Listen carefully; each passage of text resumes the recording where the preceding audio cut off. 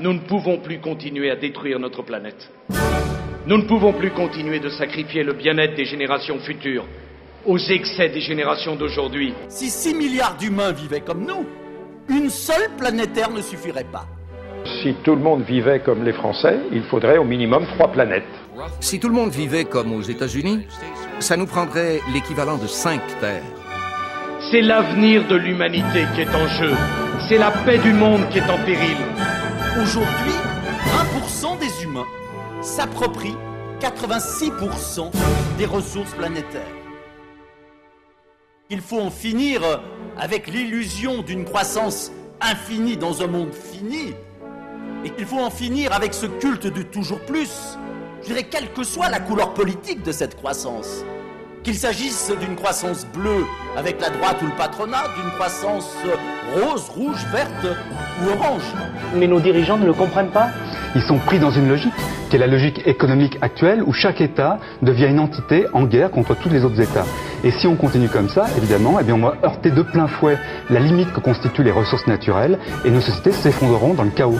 Donc l'objectif des objectifs de croissance, c'est pas, je dirais, un discours de punition, c'est un discours de dire il faut changer de logique, il faut consommer moins, mais surtout consommer mieux pour pouvoir vivre bien, tous ensemble, tenir compte des limites des ressources naturelles, et puis surtout établir une société qui soit plus partageuse, plus harmonieuse, qui nous permette de mieux vivre ensemble socialement.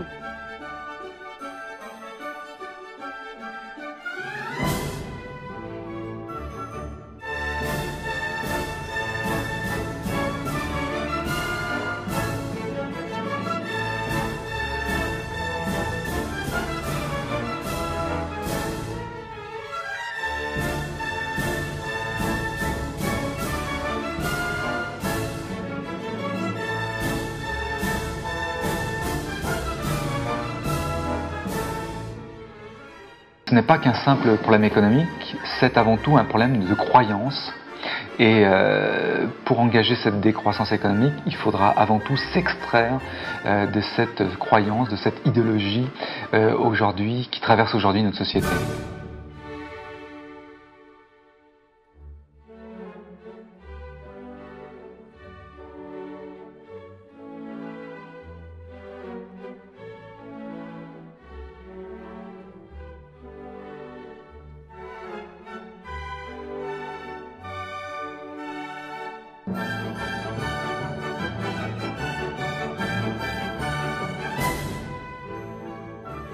La vraie solution, c'est de prendre conscience qu'il faut une décroissance économique, une décroissance matérielle, mais une croissance en humanité. C'est-à-dire que moins de biens et plus de liens. Ça ne peut pas se limiter à une somme d'interdits qui serait la somme d'interdits du rouge et du vert. Nous voulons essayer de développer une philosophie de vie, et cette philosophie de vie, on pourrait dire qu'aujourd'hui, elle va radicalement à l'encontre de l'idéologie productiviste, donc de cette idéologie de toujours plus loin, toujours plus vite, toujours plus souvent, qui la marque, qui la caractérise.